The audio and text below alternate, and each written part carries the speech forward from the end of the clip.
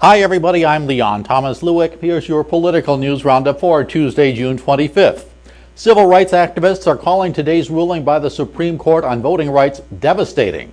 Others say it was a justified changing with the times. The High Court ruled 5-4 to strike down a key part of the 1965 Voting Rights Act. That provision specified states and a number of other cities and counties with a history of discrimination at the polls to get federal approval before they could change their voting regulations. The states argued that the list uses 1972 election data, which is far outdated. In fact, Chief Justice John Roberts, who wrote the majority opinion, pointed to census figures that show black voter turnout is greater than white turnout in 5 of the original 6 states in the law. The ruling leaves it up to Congress to determine which, if any, states should be under the requirement in the future. Russian President Vladimir Putin is giving a resounding "niet" when it comes to returning fugitive government leaker Edward Snowden to the United States for prosecution. Putin today confirmed that Snowden was at the Moscow airport, but said U.S. criticisms about the situation were, quote, ravings and rubbish. Putin said Snowden was in transit section of Moscow's airport and had not gone through passport control and was free to depart.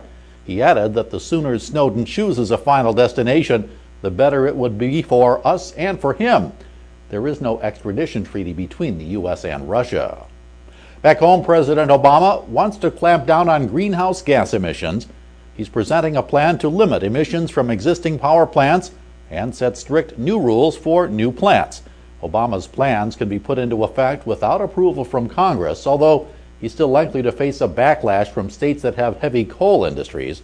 Today's plans were to be outlined at an Obama speech at Georgetown University. During his speech in Berlin last week, Obama referred to climate change as the global threat of our time, and he promised to act quickly to deal with it.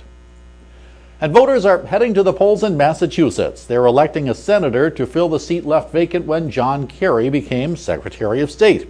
The polls give Democratic Congressman Ed Markey a big lead over Republican challenger Gabriel Gomez.